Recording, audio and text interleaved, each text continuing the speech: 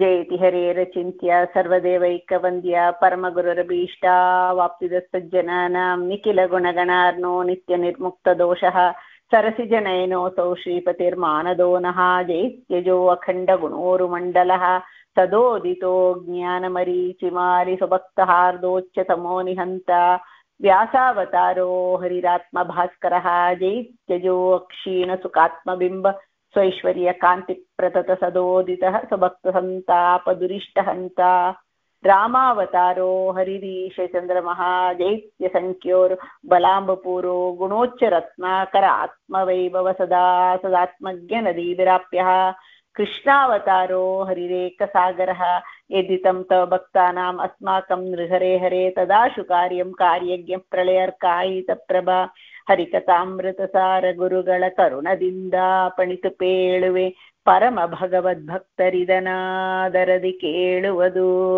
ಆದರದಿ ಕೇಳುವುದು. ಹೊಸ ವರ್ಷ, ಹೊಸ ಕ್ಯಾಲೆಂಡರ್ ವರ್ಷ, ಎಲ್ಲರಿಗೇನು ಎಲ್ಲವೂ ಒಳ್ಳೆಯದಾಗಲಿ ಅಂತ ದೇವರು ಗುರುಗಳನ್ನ ಪ್ರಾರ್ಥನೆ ಮಾಡುತ್ತಾ ನಾವು ಶುರು ಮಾಡೋಣ. ನಮ್ಮ ಸಂಪ್ರದಾಯ ಪ್ರಕಾರ, ನಮ್ಮ ಶಾಸ್ತ್ರ ಪ್ರಕಾರ ಹೊಸ ವರ್ಷ ಇಲ್ಲದೇ ಇರಬಹುದು, ಆದರೆ ವ್ಯವಹಾರಕ್ಕೆ ನಾವು ಪ್ರತಿನಿತ್ಯವೂ ಬಳಸುವಂತ ಒಂದು ವರ್ಷ. ಸೊ ಈ ಪ್ರಯುಕ್ತವಾಗಿ ಎಲ್ಲರಿಗೇನು ಹೊಸ ವರ್ಷದ ಶುಭಾಶಯಗಳು. ನಾವು ಹರಿಕಥಾಮೃತ ಸಾರದಲ್ಲಿ ವಿಭೂತಿ ಸಂಧಿ ನೋಡ್ತಾ ಬಂದಿದ್ದೀವಿ. ದೇವರ ವಿಭೂತಿ ರೂಪಗಳು, ದೇವರನ್ನ ಹೇಗೆ ಚಿಂತನೆ ಮಾಡೋದು, ದೇವರ ಬಗ್ಗೆ ತಿಳಿತೀವಿ, ತಿಳಿದದನ್ನ ಟೇಕ್ ಹೋಮ್ ಮೆಸೇಜ್ ಅಂತಾನೆ ಹೇಳ್ತೀವಿ. ಟೇಕ್ ಹೋಮ್ ಮೆಸೇಜ್ ಇದ್ರೆ ಸಾಲದು, ಅದು ನಾವು ಅನುಷ್ಠಾನಕ್ಕೆ ನಮ್ಮ ನೆನಪು ಆಗ್ತಾ ಇರಬೇಕು. ನಾವು ಮಾಡುವ ಕಾರ್ಯದಲ್ಲಿ ಆ ನೆನಪು ಆಗ್ತಾ ಇರಬೇಕು. ದೇವರ ಚಿಂತನೆ ಆ ಮನಸ್ಸಲ್ಲಿ ಇಟ್ ಶುಡ್ ಬಿ ಫ್ಲಾಶಿಂಗ್. ಅದು ಹೇಗೆ ಸಾಧ್ಯ ಆಗತ್ತೆ ಅಂತ ಹೇಳಿದಾಗ, ಹೇಗೆ ಸಾಧ್ಯ ಆಗತ್ತೆ? ದೇವಸ್ಥಾನಕ್ಕೆ ಹೋದ್ರೆ ಆ ದೇವ್ರ ಮನೆಯಲ್ಲಿ ಕೂತಾಗ ಸ್ವಲ್ಪ ಏನಾದ್ರು ಬರುತ್ತೆ. ಪಾಠ ಕೇಳಿದಾಗ, ಏನೋ ಪ್ರವಚನ ಕೇಳಿದಾಗ, ಏನೋ ಕಿವಿಯಲ್ಲಿ ಏನೋ ದೇವ್ರ ಬಗ್ಗೆ ಕೇಳ್ತೀವಿ. ಆದ್ರೆ ನಾವು ಪ್ರತಿನಿತ್ಯ ಮಾಡೋ this is only few minutes, few hours at best ಅಷ್ಟೇ ಇರುತ್ತೆ. ಉಳಿದ ಸಮಯದಲ್ಲಿ ಹೇಗೆ ಈ ಸಂಸಾರ ಈ ವ್ಯವಹಾರದಲ್ಲಿ ಇದ್ರೂ ದೇವರ ಚಿಂತನೆಯನ್ನು ಹೇಗೆ ಮಾಡ್ಬೋದು ಎಂಬುದಕ್ಕೆ ಈ ಸಂಧಿಯಲ್ಲಿ ಅನೇಕ ರೂಪದಿಂದ ದೇವರ ವಿಶೇಷವನ್ನ, ದೇವರು ಇದೋದು ಮಾತ್ರ ಅಲ್ಲ, ವಿಶೇಷವಾಗಿ ಒಂದೊಂದು ವಸ್ತು, ಒಂದೊಂದು ವ್ಯಕ್ತಿಯಲ್ಲಿ ನಿಂತು ಆ ವಿಶೇಷ ಕಾರ್ಯಗಳನ್ನು, ಒಬ್ಬರಿಗಿಂತ ಒಂದೊಂದರಲ್ಲಿನೂ ವೈವಿಧ್ಯ ಇದೆ, ಒಂದೊಂದು ಸೃಷ್ಟಿಯಲ್ಲಿನೂ ವೈವಿಧ್ಯ ಇದೆ. ಅಲ್ಲಿ ದೇವರನ್ನ ನೋಡೋದು ಸರಿ, ದೇವರನ್ನ ಅಲ್ಲಿ ಮಾತ್ರ ನೋಡೋದಲ್ಲ, ಯಾವಾಗಲೂ ನಮ್ಮ ಜೊತೆಲಿ ನಾವು ಅಂದ್ರೆ ಜೀವ ಅಂತ ತಗೊಂಡ್ರೆ ನಮ್ಮ ಜೊತೆ ನಾವು ಅಂದ್ರೆ ಈ ದೇಹದಲ್ಲಿ ಇರುವಂತ ನಾವು ಅಂದ್ರೆ ದೇಹ ಈ ಜನ್ಮದಲ್ಲಿ ಪೂರ್ತಿ ನಮ್ಮನ್ನು ಬಿಟ್ಟು ಹೋಗೋದಿಲ್ಲ. ಜೀವನನ ಬಿಟ್ಟು, ಜೀವ ಅಂದ್ರೆ ಸೋಲ್ ಅಂತೀವಲ್ಲ, ಬಿಟ್ಟು ಹೋಗೋದೇ ಇಲ್ಲ. ಸೊ ದೇಹವನ್ನೇ ದೇವರ ಪಟ್ಟಣ, ಇಲ್ಲಿ ಅವನು ವಾಸ ಮಾಡುವಂತ ಪಟ್ಟಣ, ಹೀಗೆ ನಾವು ತಿಳ್ಕೊಂಡಾಗ ಆವಾಗ ಇದು ಈ ದೇಹ ಎಂಬುದು ನಮ್ಮ ಸುತ್ತಲ್ಲ, ದೇವರಿರುವಂತ ಒಂದು ರಥ. ಹಾಗೆ ಇದು ಒಳಗೆ ದೇವರಿದ್ದಾನೆ, ನಮ್ಮನ್ನ ಈ ದೇಹದಲ್ಲಿ ಇಟ್ಟಿದ್ದಾನೆ ದೇವತೆಗಳ ಮೂಲಕವಾಗ. ಹೀಗೆ ಚಿಂತನೆ ಮಾಡೋಣ, ಇದೇ ಒಂದು ದೇವರ ಪಟ್ಟಣ ಅಂತ ಚಿಂತನೆ ಮಾಡೋಣ. ಈಸಿ, ನಮ್ಮ ಜೊತೆಲೇ ಇದೆ, ಯಾವಾಗ ಬೇಕಾದ್ರೆ ಚಿಂತನೆ ಮಾಡ್ಬೋದಲ್ಲ. ಸೊ ಹೀಗೆ ಈ ಪಟ್ಟಣಕ್ಕೆ ಒಂದು ಪಟ್ಟಣ ಅಂದ್ರೆ ಎಂಟ್ರನ್ಸ್ ಇರಬೇಕಲ್ಲ, ಎಂಟ್ರನ್ಸ್ ಎಕ್ಸಿಟ್ ಎಲ್ಲ ಇರಬೇಕು. ಅದಕ್ಕೆ ಅದು ಯಾವುದು ಎಂಬುದನ್ನ 19th ಪದ್ಯದಲ್ಲಿ ನೋಡಿದ್ದೀವಿ. ಅದಿದ್ರೆ ಸಾಲದು, ಒಳಗೆ ಒಂದು ಸುಂದರವಾದ ನಗರ. ಇದು ಬರೀ ಒಂದು ಏನೋ ಒಂದು ದ್ವಾರ ಇರುವಂತ ಪಟ್ಟಣ ಮಾತ್ರ ಅಲ್ಲ, ಅತೀ ಸುಂದರವಾಗಿ ದೇವರು ನಿರ್ಮಾಣ ಮಾಡಿದ್ದಾನೆ ಅಂತ ಹೇಳ್ತಾ ಇಲ್ಲಿ ಒಂದು ಮಹತ್ತರ ವಿಷಯವನ್ನು ಹೇಳ್ತಾರೆ. ಇದು ಹೇಗೆ ಅಂದ್ರೆ, ನೀವು ಕೇಳಿರ್ತೀರ ಭಾಗವತದಲ್ಲಿ ಅನೇಕ ಪ್ರವಚನಗಳಲ್ಲಿನೂ ವಿರಾಟ ರೂಪ, ಈ ಬ್ರಹ್ಮಾಂಡ, ಎಂಟೈರ್ ಕ್ರಿಯೇಟೆಡ್ ವರ್ಲ್ಡ್, ಬ್ರಹ್ಮಾಂಡಂ ವರಮಂದಿರಂ ಅಂತ ಹೇಳ್ತೀವಲ್ಲ, ಈ ಕ್ರಿಯೇಟೆಡ್ ವರ್ಲ್ಡ್ ಅಂದ್ರೆ ಚಂದಾಗ ಪಾಂತವಾಗಿ ಎಲ್ಲ ವ್ಯವಸ್ಥೆಯಿಂದ ದೇವರು ಇದನ್ನ ನಿರ್ಮಾಣ ಮಾಡಿದ್ದಾನೆ. ನಮ್ಗೆ ಕಣ್ಣಿಗೆ ಕಾಣೋದಿಲ್ಲ, ನಮ್ಮ ಮನೆಯಲ್ಲಿರೋ ವಸ್ತುಗಳೇ ನಮ್ಮ ಕಣ್ಣು ಮುಂದೆ ಇರೋದೇ ಕಾಣೋದಿಲ್ಲ. ಈ ಬ್ರಹ್ಮಾಂಡ ಹೇಗೆ ಕಾಣ್ಲಿಕ್ಕೆ ಆಗತ್ತೆ? ಅಲ್ಲ, ಶಾಸ್ತ್ರದಲ್ಲಿ ಹೇಳಿದ್ದಾರೆ, ಅದನ್ನ ತಿಳಿಯೋದು ದೇವರ ಸೃಷ್ಟಿ. ಅದಕ್ಕೆ ಒಂದು ಮಿನಿಯೇಚರ್ ಫಾರ್ಮ್ ಇದು ದೇಹ. ಈ ದೇಹ ಎಂಬುದು ಅದು ಅದು ಮೈಕ್ರೋ ಮ್ಯಾಕ್ರೋ ಅಂತಾರ, ಹಾಗೆ ಅದು ಮಿನಿಯೇಚರ್ ಫಾರ್ಮ್. ಇಲ್ಲಿನೂ ಅಷ್ಟೇ, ಹಾಗೆ ಅಷ್ಟಷ್ಟು ಸುಂದರವಾಗಿ ಮಾಡಿದ್ದಾನೆ. ಇದನ್ನ ನೀವು ಚಿಂತನೆ ಮಾಡ್ಬೋದು ಹೀಗೆ ಅಂತ ಈ ಪದ್ಯದಲ್ಲಿ ಇದು ಹೇಳ್ತಾ ಇದ್ದಾರೆ. 20th ಪದ್ಯ ಇಲ್ಲಿ ಹೀಗೆ ಹೇಳ್ತಾರೆ: ಧಾತುಗಳೇ ಸಪ್ತಾವರಣ ಉಪವೀತಿಗಳು ನಾಡಿಗಳು ಮದಗಳು ಯೂತಪಗಳು ಸುಷುಮ್ನ ನಾಡಿಯೇ ರಾಜಪಂಥಾನ ಈತನೂರುಹಗಳೇ ವನಂಗಳು ಮಾತರಿಶ್ವನು ಪಂಚರೂಪದಿ ಪಾತಕಗಳೆಂಬರಿಗಳನ್ನು ಸಂಹರಿಪ ತಳವಾರ ಅಂತ ಚಿಂತನೆ ಮಾಡ್ಬೇಕು ಅಂತ. ಹಾಗೆ ನಮ್ಮ ದೇಹ ಹೇಗಾಗಿದೆ, ಸಪ್ತ ಧಾತುಗಳು ಅಂತ ಹೇಳ್ತೀವಿ. 7 ಅಂದ್ರೆ ಇದು ವಿವಕ್ಷೆ, ಸೈನ್ಸ್ಲಿ ಬೇರೆ ರೀತಿಯಾಗಿ ಹೇಳ್ಬೋದು, but the concept, the idea is the same. ಸಪ್ತ ಧಾತುಗಳು ಅಂತಂದ್ರೆ, ಧಾತುಗಳು ಅಂದ್ರೆ ಏನು? ಧಾತುಗಳು ಅಂದ್ರೆ ಧಾತು ಅಂದ್ರೆ ಧಾರಣೆ ಮಾಡಿ ಇರುವಂಥದ್ದು. ಈ ದೇಹ ನಮ್ಮ ಮನುಷ್ಯ ದೇಹ ತಗೊಳ್ಳೋಣ, ಪುರುಷ ದೇಹ, ವಿರಾಟ ಪುರುಷ ಅಂತ ಕೇಳಿರ್ತೀರಲ್ಲ. ವಿರಾಟ ಪುರುಷ ಬ್ರಹ್ಮಾಂಡವನ್ನ ಒಂದು ಸೃಷ್ಟಿ ಮಾಡಿದ ಸುಂದರವಾದ ಪಟ್ಟಣವನ್ನ ಮಾಡಿ ಅದಕ್ಕೆ ಆಶ್ರಯನಾಗಿ ಅವನೇ ನಿಂತಿದ್ದಾನೆ ಒಂದು ಪುರುಷಾಕಾರದಿಂದ. ಪುರುಷ ಸೂಕ್ತ ಇದು ಕೇಳಿರ್ತೀರ. ಸೊ ಹೀಗೆ ಒಂದು ರೂಪ, ಅದು ಹೇಗಿದೆ, ಒಂದೊಂದು ಆಂಗಲ್ ಅಲ್ಲಿ ಒಂದೊಂದು ರೀತಿಯಾಗಿ ಒಂದೊಂದು ಕಡೆ ವರ್ಣನೆಯನ್ನು ಕೊಟ್ಟಿದ್ದಾರೆ. ಒಟ್ಟು ನಮ್ಗೆ ಪುರುಷ ದೇಹದ, ಪುರುಷ ಅಂದ್ರೆ ಮನುಷ್ಯ ಎಂಬ ಅರ್ಥ. ಪುರುಷ ಅಂದ್ರೆ ಮ್ಯಾನ್ ಅಂತಿಲ್ಲ, ಪುರುಷ ಅಂದ್ರೆ ಪುರದಲ್ಲಿ ಇರುವಂತ ಪುರುಷ. ಸೊ ಹೀಗೆ ಇದು ಹೇಗಾಗಿದೆ, ನಮ್ಮ ದೇಹ ಹೇಗಾಗಿದೆ, ಸಪ್ತ ಧಾತುಗಳು ಅಂತ. ಸಪ್ತ ಧಾತುಗಳು ಅಂದ್ರೆ ಏನು? ಸಪ್ತ ಧಾತುಗಳು ಅಂದ್ರೆ ಇಲ್ಲಿ ನಮ್ಗೆ ಕಣ್ಣಿಗೆ ಕಾಣುವಂತ ಸುಂದರವಾದಂತ ಒಂದು ಚರ್ಮದಲ್ಲಿ 2 ಭಾಗ ಇದೆ. ಮೇಲಿನ ಹೊದಿಕೆ, ಇಸ್ ಕವರಿಂಗ್ ತರ ಒಂದು ಸ್ಕಿನ್, ಹೊರಗೆ ಕಾಣುವಂತ ಡರ್ಮಿಸ್, ಎಪಿಡರ್ಮಿಸ್ ಸೈನ್ಸ್ ನಾವು ಕೇಳಿರ್ತೀವಿ. ಹಾಗೆ ಹೊರಗೆ ಕಾಣುವಂತ ಸುಂದರ, ಸ್ವಲ್ಪ ಒಳಗೆ ಹೋದರೆ ಅದು ಡೈಸೆಕ್ಟ್ ಮಾಡಿದಾಗ, ಅನಾಟಮಿ ಇದರಲ್ಲಿ ಮಾಡಿದಾಗ ಬೇರೆ ರೀತಿಯಾಗಿ ಕಾಣುತ್ತೆ, ಹೊರಗೆ ಮಾತ್ರ ಚೆಂದಾಗೆ ಕಾಣುತ್ತೆ. ಅದು ತ್ವಕ್ ಚರ್ಮ ತ್ವಕ್ ಇಂಟರ್ಚೇಂಜಬಲ್ ಆಗಿ ಯೂಸ್ ಮಾಡ್ತಾರೆ. ಅಂದ್ರೆ ಮೇಲಿನ ಹೊದಿಕೆ, ಒಳಗಿರುವಂತ ಚರ್ಮ. ಸೊ ಇದು ಒಂದು ಸೆನ್ಸ್ ಆರ್ಗನ್ ಅಲ್ಲಿ ಇದೆ. ಅಲ್ಲಿ ಆ ಚರ್ಮ ಏನು ಮುಟ್ಟಿದ್ರು ನಾವು ಫೀಲ್ ದಟ್, ರೈಟ್? ಸೊ ಇದು ಇಲ್ಲಿ ಅದು ಕಣ್ಣಿಗೆ ಕಾಣದೇ ಇರುವಂಥದ್ದು, ಹೊರಗೆ ಇರುವಂಥದ್ದು ಇದು ಚರ್ಮ ತ್ವಕ್. ಸೊ ಹೀಗೆ ಚರ್ಮ ತ್ವಕ್. ಆಮೇಲೆ ಇನ್ನೊಂದು ಲೇಯರ್ ನಾವು ಹೋದಾಗ ಏನಾಗುತ್ತೆ, ರಕ್ತ, ನೆತ್ತರು ಗೊತ್ತಾಗತ್ತಲ್ಲ, ನೆತ್ತರು. ಆಮೇಲೆ ಮಾಂಸ, ಆ ಮಸಲ್ ಇದೆ ಅಂತ ಹೇಳ್ತೇವೆ, ಮಾಂಸ. ಆಮೇಲೆ ಅಲ್ಲಿರುವಂತ ಫ್ಯಾಟ್, ಆ ಪಸೆ, ಅದನ್ನ ಮೇಧಸ್ಸು ಅಂತ ಕರೀತಾರೆ. ಆಮೇಲೆ ಎಲ್ಲದಕ್ಕೇನೋ ಆಕಾರ ಸ್ಟ್ರೈಟ್ ಆಗಿ ನಿಲ್ಲಬೇಕು, ಒಂದು ಒಳ್ಳೆ ಆಕಾರ ಬರಬೇಕು ಅಂದ್ರೆ, ಅನ್ಲೈಕ್ ದ ರೆಪ್ಟೈಲ್ಸ್ ಇರ್ಬೇಕಂದ್ರೆ ನಮ್ಗೆ ಅಸ್ಥಿ ಬೇಕು. ಈ ಅಸ್ಥಿ ಬೋನ್ ಸ್ಟ್ರಕ್ಚರ್. ಆ ಬೋನ್, ಅದು ಒಳಗೆ ಬೋನ್ ಮ್ಯಾರೋ ಅಂತ ಹೇಳ್ತೀವಲ್ಲ, ಬೋನ್ ಮ್ಯಾರಲ್ಲಿ RBC ಪ್ರೊಡ್ಯೂಸ್, ಇದೆಲ್ಲ ಅನೇಕ ಕೇಳಿರ್ತೀವಿ. ಸೊ ಅದ್ರಲ್ಲಿ ಮಜ್ಜ ಅಂತ ಹೇಳ್ತಾರೆ ಅದನ್ನ. ಸೊ ಹೀಗೆ ಈ 7 ವಸ್ತುಗಳು ನಮ್ಮ ದೇಹವನ್ನ ಧಾರಣೆ ಮಾಡಿ ಇದೆ. It has given a structure, it helps us to do everything. ಇದು ಅದಕ್ಕೆ ಸಂಬಂಧಪಟ್ಟ ಅನೇಕ ಮಾಂಸ, ಮೇಧಸ್ಸು, ಅಸ್ಥಿ, ಇದಕ್ಕೆ ಸಂಬಂಧಪಟ್ಟ ಕಾಟಿಲೆ ಸೈನ್ಸ್ಲಿ ಬೇರೆ ಇನ್ನು ಡಿಫಿಷನ್ಸ್ ಹೇಳ್ತಾರೆ, ಟೆಂಡನ್ಸ್ ಇದು ಅಂತ ಹೇಳ್ತಾರೆ, ನರ್ವ್ಸ್ ಇದೆಲ್ಲ ಹೇಳ್ತಾರೆ. ಇದು ಈ ರೀತಿಯಿಂದ 7 ಅಂತ ನಮ್ಮ ಶಾಸ್ತ್ರದಿಂದ ತಿಳಿಯೋದು.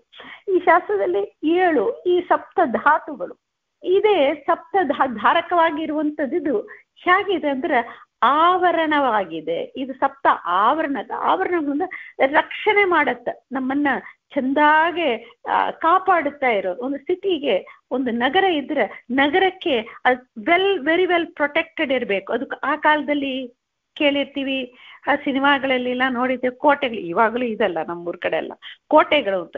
ಈ ತರ ಕೋಟೆಗಳು ಒಂದು ಆವರಣ, ಇಟ್ ಪ್ರೊಟೆಕ್ಟ್ಸ್ ದ ಸಿಟಿ.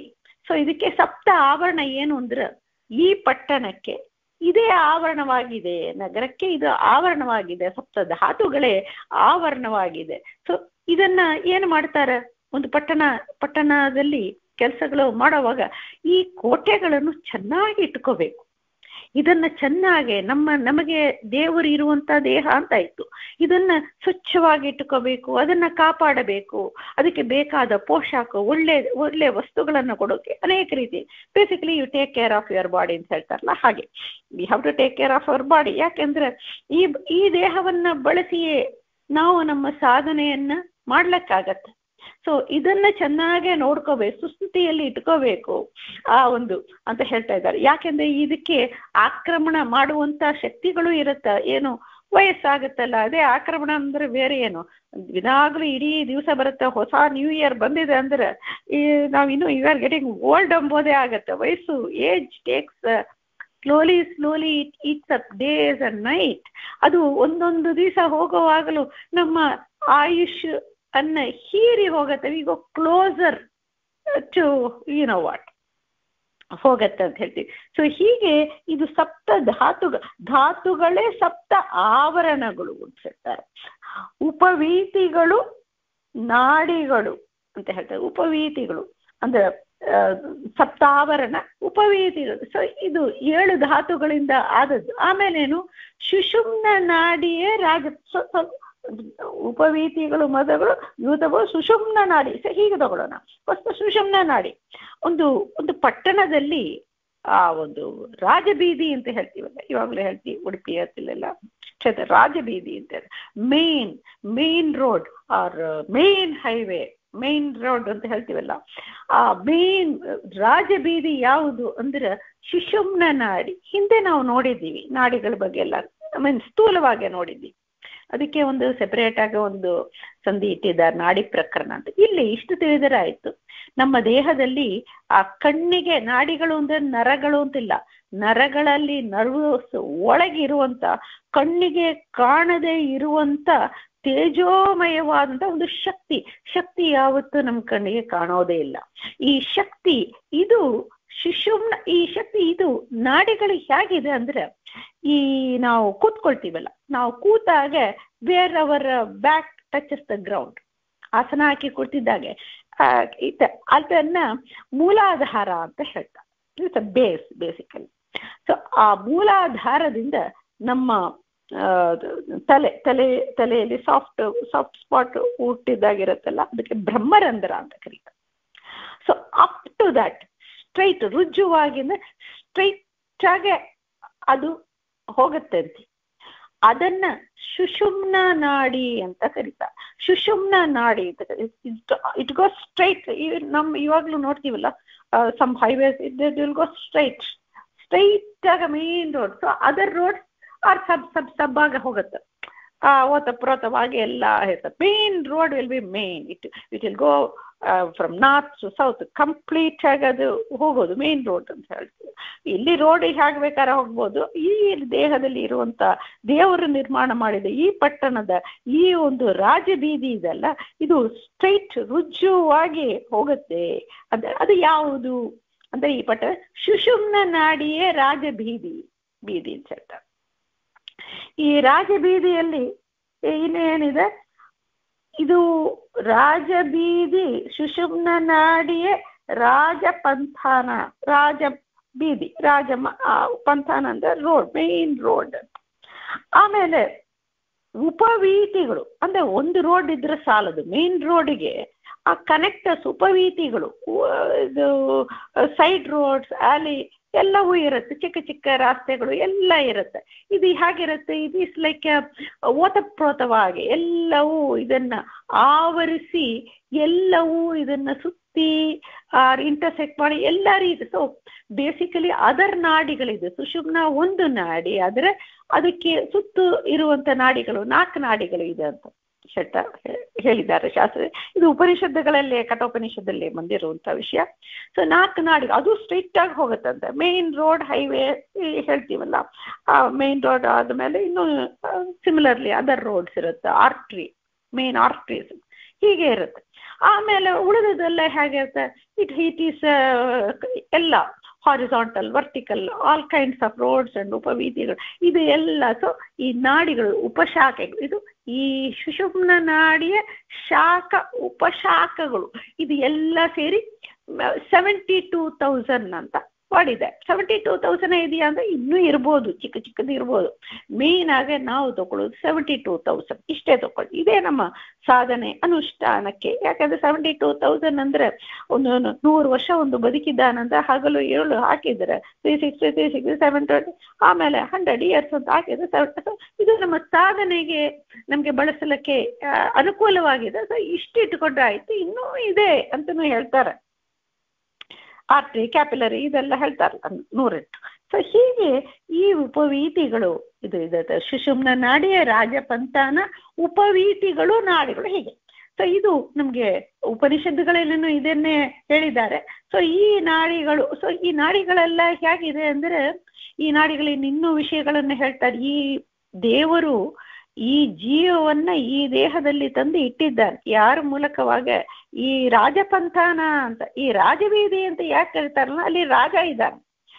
ಇದು ಏನು ಹೃದಯದಲ್ಲಿ ಬಂದಾಗೆ ಇದು ನಾವು ತತ್ವನ್ಯಾಸ ಇದೆಲ್ಲ ಮಾಡೋರಿಗೆ ಗೊತ್ತಿದ್ದ 51 ಅಕ್ಷರಗಳನ್ನು ಇಟ್ಟು ಮಾಡಿದಾಗ ಕ್ಷಮ್ ಲಕ್ಷ್ಮೀನರಸಿಂಹಾಯ ನಮಃ ಇಷ್ಟು ಗೋಪಾಲದಾಸರು ಇದನ್ನೇ ಹೇಳ್ತಾರೆ.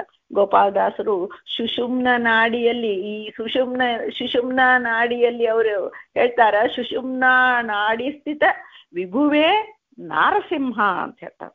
ನರಸಿಂಹ ದೇವರು ಆ ದುರಿತವನ್ನ, ಅದಕ್ಕೆ ರಾಜಬೀದಿಯಲ್ಲಿ ಅವನು ನಿಂತಿದ್ದಾನೆ. ಈ ಹೃದಯ ಪ್ರದೇಶದಲ್ಲಿ ಅವನು ನಿಂತು ಇದನ್ನ ರಕ್ಷಣೆ ಮಾಡ್ತಾನೆ. ಅವನು ಹೇಗೆ ರಕ್ಷಣೆ ಮಾಡುತ್ತಾನೆ? ಅವನೇ ಆ ವಾಯುದೇವರಲ್ಲಿ ನಿಂತು, ವಾಯುದೇವರಲ್ಲಿ ಎಲ್ಲ ಜಾಗ ಎಲ್ಲನೂ ಇದನ್ನ ಈ ದೇಹದಲ್ಲಿ ಸಂಚಾರ, ಗಾಳಿ ಸಂಚಾರ, ಪ್ರಾಣಶಕ್ತಿ ಸಂಚಾರ, ಇದನ್ನೇ ಬದುಕಿರ್ಲಿಕ್ಕಾಗತ್ತೆ. ಇದು ಮೂಲಕವಾಗಿ ಬರ್ತಾರೆ. ಅದನ್ನ ಇಲ್ಲಿ ಹೇಳ್ತಾರೆ. ನೆಕ್ಸ್ಟ್ ಇದು ಬಿಟ್ಟರೆ ಇಲ್ಲ, ಉಪವೀತಿಗಳು ನಾಡಿಗಳು, ಮದಗಳು ಯೂತಪಗಳು. ಮದಗಳು, ಮದ ಅಂದ್ರೆ ಒಳ್ಳೆ ಮದ ಕೆಟ್ಟ ಮದ ಅಂತ ಇದೆ.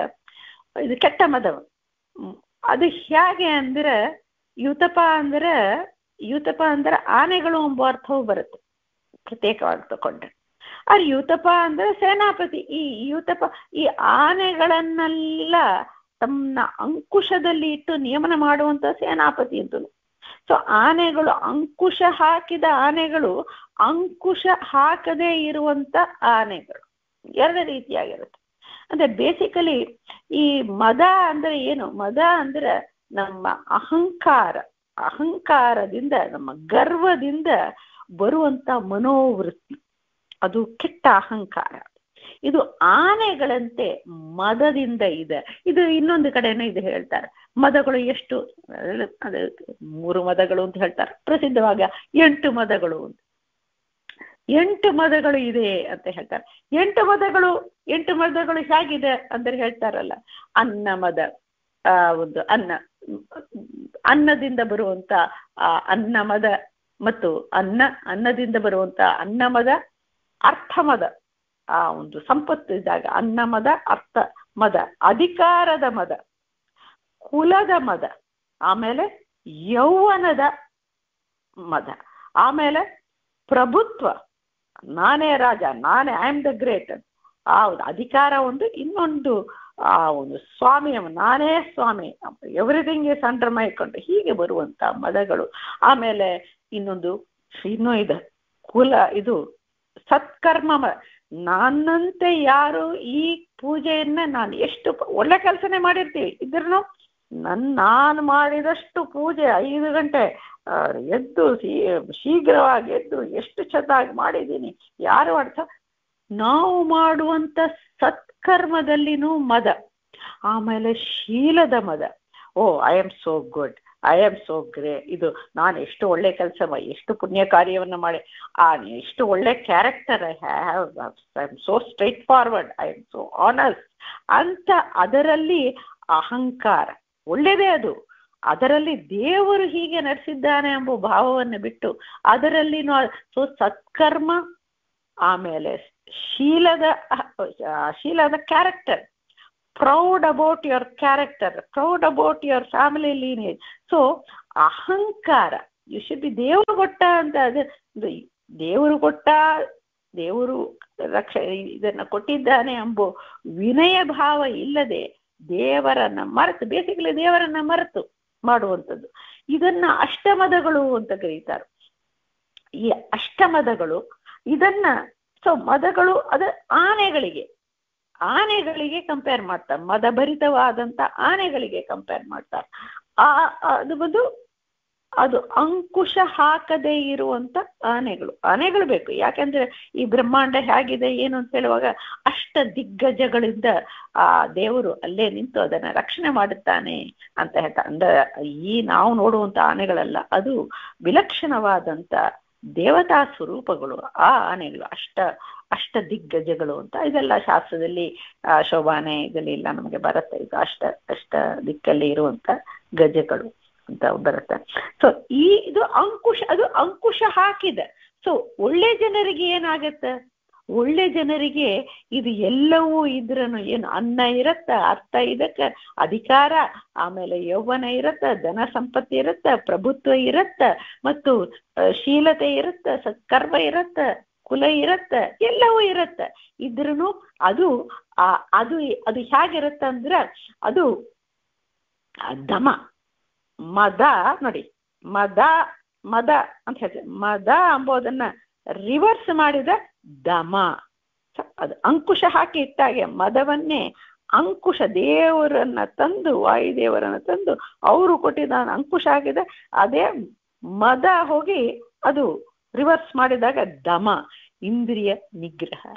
ನಮ್ಮ ಹತೋಟಿಯಲ್ಲಿ ದೇವರಿದನ್ನ ಮಾಡಿದ ನಮ್ಮ ಹತೋಟಿಯಲ್ಲಿ ಆ ದಮನಶೀಲರ ಆ ಒಂದು ವಿನಯ ಭಾವನೆಗಳು ಬರುತ್ತೆ. ಸೊ ಇದು ಅಂಕುಶ ಹಾಕಿದ ಆನೆಗಳು ಎರಡು ಇರಬಹುದು ಅಲ್ವಾ. ಒಳ್ಳೆಯವರಿಗೆ ನಾವು ಒಳ್ಳೆಯವರೇ. ಇದನ್ನು ನಮ್ಗೆ ಕೆಲವೊಮ್ಮೆ ಈ ಒಂದು ಮದಭರಿತವಾದಂತ ಅಂಕುಶ ಹಾಕದೇ ಇರುವಂತ ಆನೆಗಳು ನಮ್ಮಲ್ಲಿ ಕಾಣ್ತೀವಿ ನಾವು. ಅದನ್ನ ದೇವರ ಅನುಗ್ರಹದಿಂದ ಮೆಲ್ಲ ಅಂಕುಶ ಹಾಕಿ ಅದನ್ನ ಆ ಒಂದು ಅಂಕುಶ ಹಾಕಿದ ಆ ದಮ, ಆ ಇಂದ್ರಿಯ ನಿಗ್ರಹ ಮೆಲ್ಲ ನಮಗೆ ದೇವರು ಕೊಡ್ತಾನೆ. ಸೊ ಅದು ಈ ದೇಹದಲ್ಲೇ ಇದೆ ಅಂತ ಹೇಳ್ತಾರೆ. ಈ ಮದಗಳು ಮನೋವೃತ್ತಿಗಳು. ಇದು ಸೊ ಮದಗಳು ಯೂಥಪಗಳು, ಅದು ಆನೆಗಳಂತೆ ಈ ಮದಗಳಿದೆ. ಅದನ್ನ ನಾವು ಅದು ಈ ದೇಹದಲ್ಲೇ ಇರುವಂಥದ್ದು. ಸುಷುಮ್ನ ನಾಡಿಯ ರಾಜಪಂತಾನ ಈ ತನೂರುಹಗಳೇ, ಈ ತನು ಊರುಹ ಅಂದ್ರೆ ಈ ದೇಹದಿಂದ ಹೊರಗೆ ಬರುವಂಥದ್ದು. ಅಂದ್ರೆ ಇದು ಏನು ವನಗಳು.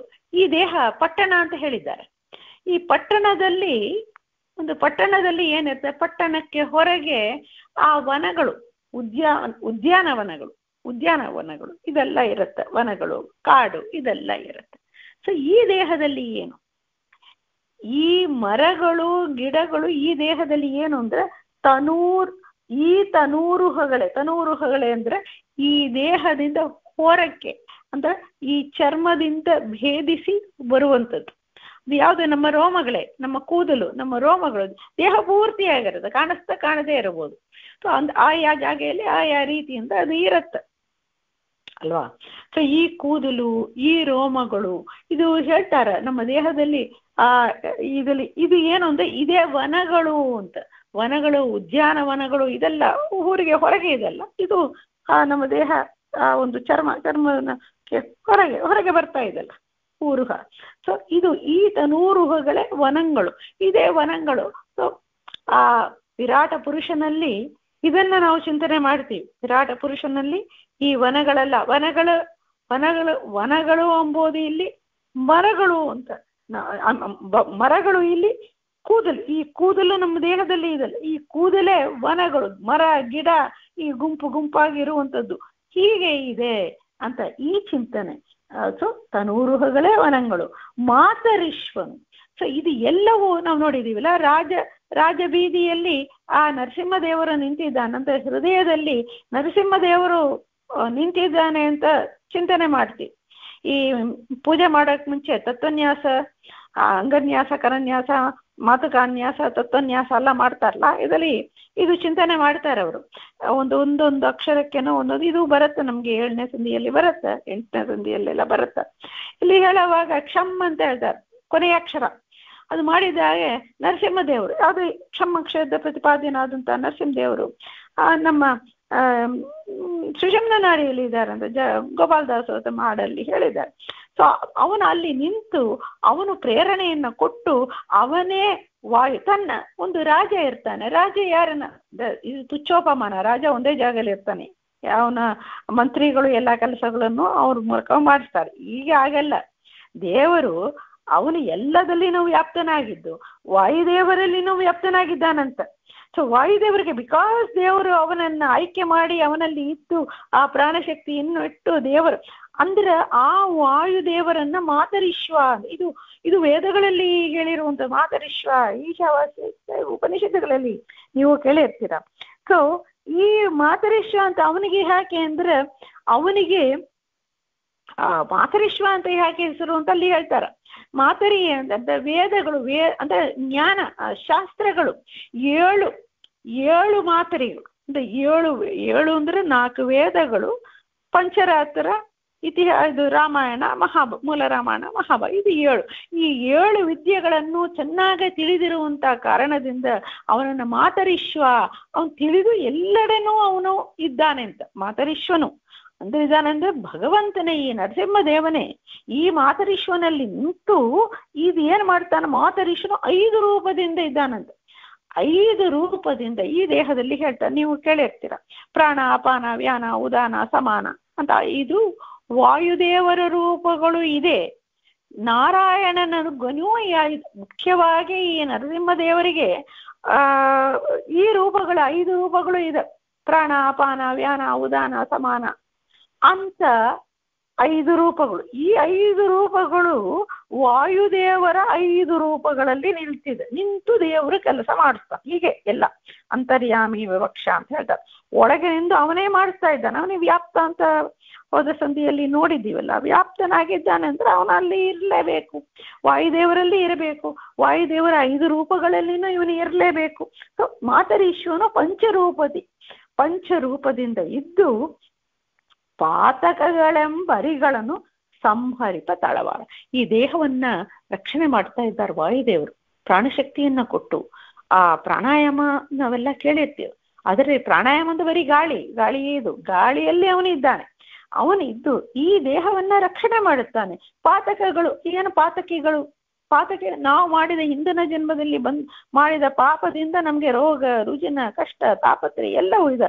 ಅದರಿಂದ ಅವರನ್ನ ಸ್ಮರಣೆ ಮಾಡುತ್ತಾ ಅವರು ಬಂದು ನಮ್ಮನ್ನ ಆ ರೋಗ ರುಜಿನಗಳಿಂದ ಕ್ಷಣ ಯಾಕಂದ್ರೆ ಒಂದು ಕ್ಷಣದಲ್ಲಿ ಶ್ವಾಸ ಒಂದು ಜಾಗೆಯಲ್ಲಿ ಆ ಒಂದು ಪ್ರಾಣಶಕ್ತಿ ಇಲ್ಲ ಅಂದರೆ, ಆಕ್ಸಿಜನ್ ಇಲ್ಲ ಅಂದ್ರೆ ಆ ಭಾಗ ಕುಸಿದು ಹೋಗತ್ತೆ. ಅದು ಆಗದೆ ಅವನು ನಮ್ಮನ್ನ ರಕ್ಷಣೆ ಮಾಡುತ್ತಾ ಇದ್ದಾನೆ. ಅದನ್ನ ಹೇಳ್ತಾರೆ ಆ ಪಾತಕಗಳು. ಅದು ಹೇಳ್ತಾರಲ್ಲ, ಪೂರ್ವ ಜನ್ಮಕೃತಂ ಪ್ರಾಪಂ ವ್ಯಾಧಿ ರೂಪೇಣ ಪೀಡಿತ. ವ್ಯಾಧಿ ರೂಪದಿಂದ ನಮ್ಮನ್ನ ಪೀಡಿಸ್ತ. ಯಾಕೆ ಪೀಡಿತ? ಪೂರ್ವ ಜನ್ಮಕೃತ ಪಾಪ. ಅವರನ್ನ ನರಸಿಂಹ ಎಲ್ಲರಿಗೆ ಗೊತ್ತಿಲ್ಲ. ನರಸಿಂಹ ದುರಿತಗಳನ್ನ ದೂರ ಮಾಡುವವನು ಗೊತ್ತಲ್ಲ. ಅವನೇ ರಾಜಬೀದಿಯಲ್ಲಿ ನಿಂತು ಇವನಲ್ಲಿ ನಿಂತು ಮಾತರಿಶ್ವನಲ್ಲಿ ನಿಂತು ನಮ್ಗೆ ಜ್ಞಾನವನ್ನ ಕೊಟ್ಟು, ಯಾಕಂದ್ರೆ ಅವನೇ ಮಾತರಿಶ್ವ, ಅವನು ಜ್ಞಾನವನ್ನ ಕೊಟ್ಟೇ ಕೊಡ್ತಾನೆ. ಕೇಳಿದ್ರೆ ಅದಕ್ಕೆ ಪ್ರಯತ್ನ ಮಾಡಿಸಿ ಕೊಡ್ತಾನೆ. ಕೇಳಿದ್ರೆ ತಕ್ಕೊಂದು ಕೊಡೋದಿಲ್ಲ, ಪ್ರಯತ್ನ ಮಾಡಿಸಿ ಕೊಡ್ತಾನೆ. ಅದನ್ನು ಮಾಡಿ ಈ ದೇಹವನ್ನ ರಕ್ಷಣೆ ಮಾಡುವಂತ ತಳವಾರ ಅಂದ್ರೆ ಮುಖ್ಯಮಂತ್ರಿ. ಅವನೇ ಮುಖ್ಯವಾಗಿ ಅವನನ್ನ ರಕ್ಷಣೆ ಮಾಡುವನು, ಕಾಪಾಡುವನು. ಸೊ ಹೀಗೆ ನಮ್ಮ ದೇಹದಲ್ಲೇ ಇರುವಂತದ್ದನ್ನ ಹೀಗೆ ಚಿಂತನೆ ಮಾಡಿದ್ರೆ ಆ ವಿರಾಟ ರೂಪವು ಹೀಗೆ ಅದು ಇಡೀ ಬ್ರಹ್ಮಾಂಡದಲ್ಲಿ ಅವನು ಮಾಡಿದ್ದು. ಇದು ಮಿನಿಯೇಚರ್ ಈ ಪಿಂಡಾಂಡದಲ್ಲಿ ಹೀಗೆ ರೀತಿಯಿಂದ ಚಿಂತನೆ. ಇದಕ್ಕೆ ಚಿಂತನೆ ದಾಸರದಂತಿಲ್ಲ. ದಾಸರು ಭಾಗವತದಲ್ಲಿ ಬಂದಿರುವಂತ ಪುರಂಜನೋಪಾಖ್ಯಾನ ಅದನ್ನ ಅಲ್ಲಿಂದ ಆ ವಿಷಯಗಳನ್ನು ವಿರಾಟ ಪುರುಷ ಅದನ್ನು 2ನೇ ಅಧ್ಯಾಯ ಅದನ್ನಿಂದಲೂ ಇಲ್ಲಿ ಕೊಟ್ಟಿದ್ದಾರೆ ಎಂಬಲ್ಲಿ. ಕೃಷ್ಣ ಅರ್ಪಣಮಸ್ತು. ಹರೇ ಶ್ರೀನಿವಾಸ.